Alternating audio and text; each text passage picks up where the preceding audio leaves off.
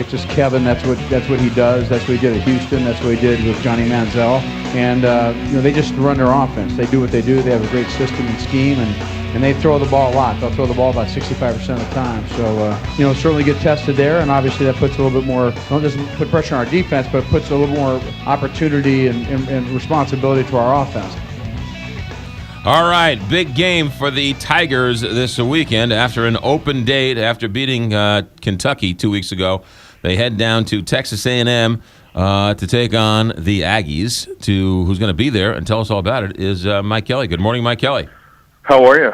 We're doing great. This open date, this is, by all definitions, a big game for the Tigers.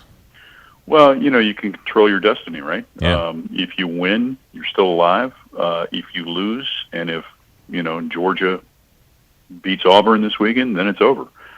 Georgia will win the East. So these are the moments that you get excited about because you got a chance to continue to control your destiny. So Missouri's got to play well and figure out a way to solve a very good offense from Texas A&M, and then at the same time come up with the ability to extend drives and control the time of clock and hopefully put some points up on the offensive side. The Aggies started off really hot, sort of came out of the gate flying, and then they've had some issues since then. Where are they now?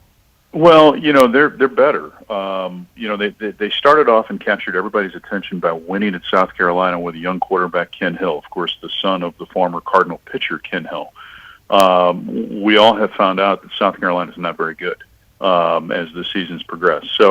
But then what's happened is that, they lost Ken Hill, who had been their starter for 2 games, suspended for a violation of team rules, and they bring in a true freshman the last 2 games, Kyle Allen, who was the top quarterback recruit coming out last year, and he has played like a top recruit. I mean, he wasn't very good in the first game against Louisiana Monroe, but last week on the road at Auburn, before more than 90,000 at Jordan-Hare, he completes 4 touchdown passes in the first half. They jump out to a big lead, and they hold on in the second half to win. So very capable defensively, a group that doesn't force a lot of turnovers. They've only forced 10 on the season, but they put a lot of pressure on the quarterback.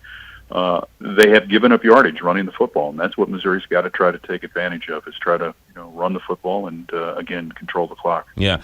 In terms of the crowd and the 12th man down there, how much do you think that's going to affect Pinkel and company?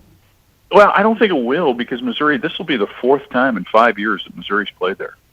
It's the second home. They're more familiar with Kyle Field than they are, most other stadiums, right, around the country. So, but it is definitely a terrific environment, and literally when they start singing the Aggie War chant, the stadium moves. I mean, the press box moves, and players don't feel that, but we certainly do. And it'll be a great environment. It always is when you go down there. They've got great fans, very respectful, very enthusiastic, and it'll be a fun time. What are your thoughts as you watch this national championship race play out, and everyone talking about who's in the top 4, who's out of the top 4? What are your thoughts as you listen to that? You know what? I don't spend a lot of time on it.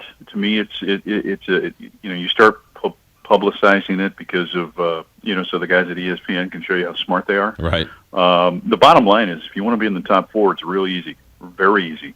Win. Right. Just win. Shut up and win. I don't know that we know the top 4 teams because there's still a lot of the season to play out. Huge game this weekend in Tuscaloosa that obviously will play an impact. But even if Alabama knocks off Mississippi State and moves into the top 4, they still have to beat Auburn coming up in the Iron Bowl. So a lot to be determined, and to me, it's just another, by talking about it this early, it's just another way for television to find a way to waste time if you're watching TV. That's a great point. Now, my contention is all they did was expand the playoffs from 2 teams to 4 teams.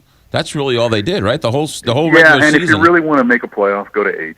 That's what people want. They want 8 teams. They want to see 3 weekends of playoffs, and eventually the money will force them in that direction, as money forces college athletics in a lot of different directions. So that's what's going to happen, I think, eventually. But it's like people that complain about being left out of the NCAA tournament. You've got every you've got every game during the season. Get in the NCAA tournament. All you got to do is win. Yeah. Just win the game. Speaking of basketball, you're doing double duty these days. Any what's the word from Mizzou basketball? Well, play tonight. Open the season. Kim Anderson's tenure begins this evening against UMKC.